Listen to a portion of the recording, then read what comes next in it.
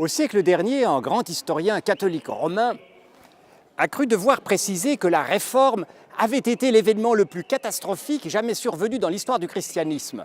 Alors parce que j'ai un peu le sens de la contradiction, j'aimerais dire qu'au contraire, la Réforme a été un événement tout à fait positif. Mais attention, non pas pour dire que ce que les réformateurs disaient était toujours au top et que ce que les catholiques romains disaient était en dessous de tout, au contraire. Je crois que si la Réforme est importante dans l'histoire du devenir européen à l'époque moderne et encore aujourd'hui, c'est qu'elle a institué dans l'Occident latin deux manières de se tenir comme chrétien devant Dieu. À partir de ce moment-là, se sont posées toute une série de questions qui ont contribué à construire la modernité de l'Europe. Première question, a-t-on le droit de résister au pouvoir mauvais ? Dès l'origine, Luther, Calvin, d'autres réformateurs disent qu'au nom de sa foi, il faut résister au pouvoir mauvais.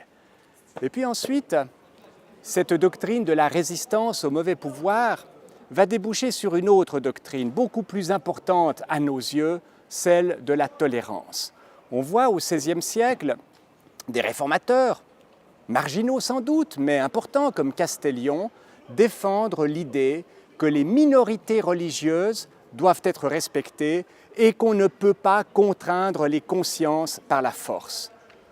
On a avec ce principe déjà quelque chose qui appartient à la modernité. Voyez, au XVIIIe siècle, aux Lumières, eh bien, la Réforme a permis de construire cette idée. Les grands défis de la Réforme aujourd'hui, eh bien, c'est de rappeler que devant Dieu, l'individu est responsable. Il n'y a personne qui lui dit ce qu'il doit voter, ce qu'il doit penser, mais il y a des frères et des sœurs qui aident à stimuler la réflexion. Et le grand défi aujourd'hui, c'est de vivre cette responsabilité, non pas tout seul, chacun dans son coin, chacun enfermé dans sa chambre, mais de vivre cela en communauté. Alors pour prolonger les grandes intuitions des réformateurs, ma conviction c'est que les protestantes et les protestants d'aujourd'hui ont encore beaucoup de pain sur la planche et qu'ils sont appelés à continuer, à rappeler que la personne humaine a une valeur qui n'est pas négociable et que l'individu est responsable devant Dieu, qu'il est responsable face à soi-même et qu'il est responsable dans la société devant ses sœurs et ses frères les humains.